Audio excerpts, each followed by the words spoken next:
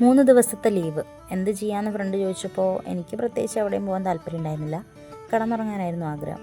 പക്ഷേ ഫ്രണ്ടിൻ്റെ കൂടെ പോയാലേ പറ്റൂ. എങ്ങോട്ടേക്കാണെന്ന് ചോദിച്ചാൽ കൊല്ലങ്കോട്, നമ്മുടെ പാലക്കാട്ടുകാരുടെ അഹങ്കാരമായ നമ്മളുടെ കൊല്ലങ്കോട്. പലതവണ കൊല്ലങ്കോട് വന്നിട്ടുണ്ടെങ്കിലും ഇതാദ്യമായിട്ടാണ് ഈ പേരും പ്രശസ്തിയും കിട്ടിയ കൊല്ലങ്കോട് കാണാൻ വരുന്നത്.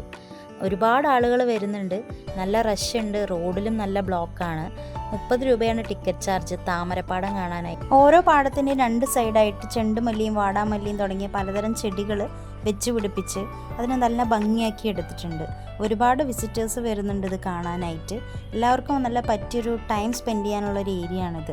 ഒരുപാട് സ്ഥലത്ത് നിന്ന് ആളുകൾ വരുന്നുണ്ട്. ഇവർ വടക്കഞ്ചേരിയിൽ നിന്ന് വരുന്ന ടീമാണ്. അവർ നന്നായി എൻജോയ് ചെയ്യുന്നുണ്ടായിരുന്നു. അപ്പം ഒരുപാട് സന്തോഷമുണ്ട് ഇങ്ങനെയൊക്കെ കാണാനായിട്ട്. അതായത് നമ്മളുടെ കയ്യിലുള്ള സാധനങ്ങൾ എത്രത്തോളം ഭംഗിയാക്കിയെടുത്ത് അതിൽ നിന്ന് വരുമാനം ഉണ്ടാക്കിയെടുക്കുക എന്നുള്ളതിന് ഉത്തമ ഉദാഹരണമാണ് ഈ ഒരു താമരപ്പാടം എന്നുള്ളൊരു കൺസെപ്റ്റ് തന്നെ.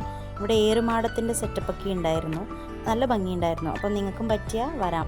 അപ്പോൾ അടുത്ത സ്പോട്ട് ഞങ്ങൾ പോയത് പാലക്കാട്ടുകാർക്ക് എല്ലാവർക്കും സുപരിചിതമായൊരു പ്ലേസാണ്. പാലക്കാടിൻ്റെ കിഴക്കൻ പ്രദേശത്തുള്ളൊരു സ്ഥലമാണ്, അമ്പലമാണ്, ചിങ്ങഞ്ചിറ എന്ന് പറയും.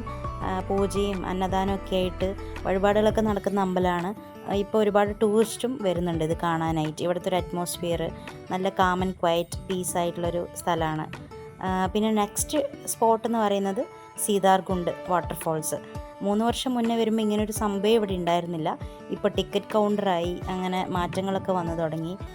ഇപ്പം കുറച്ച് ബാൻഡായിട്ടുള്ള ഏരിയാസ് ഉണ്ട്. ചില ഏരിയകളിൽ നമുക്ക് അങ്ങോട്ടേക്ക് പോകാൻ പറ്റില്ല, അവിടെ ചുഴിയുണ്ട്. ബാക്കിയുള്ള ഏരിയയാണ് വിസിറ്റേഴ്സിന് അലോ ചെയ്ത് കൊടുത്തിരിക്കുന്നത്. നല്ല കൂളായിട്ടുള്ള വാട്ടറാണ്, ഒരുപാട് പേര് കുളിക്കുന്നുണ്ട്. സേഫായിട്ട് കുട്ടികളെയൊക്കെ കൊണ്ടുവന്ന് കുളിപ്പിക്കാനൊക്കെ പറ്റിയൊരു സ്ഥലമാണ്. പിന്നെ ഇവരുടെ പാർക്കിംഗ് ഏരിയയും അവർ മാക്സിമം യൂസ് ചെയ്തിട്ടുണ്ട്. കുട്ടികൾക്കായിട്ടുള്ള ഈ ഒരു കാർ സർവീസ്, അങ്ങനെ എല്ലാതരം ഫെസിലിറ്റീസും ഇവിടെ പ്രൊവൈഡഡ് ആണ്. അപ്പോൾ നമ്മളെല്ലാം കണ്ടു കഴിഞ്ഞു. പിന്നെ നമ്മൾ ഫുഡ് കഴിക്കാൻ കയറി. ഫുഡും കഴിച്ചു, ഗോകുലത്തിൽ നിന്ന് ജ്യൂസും കഴിച്ചു. അപ്പോൾ ബൈ.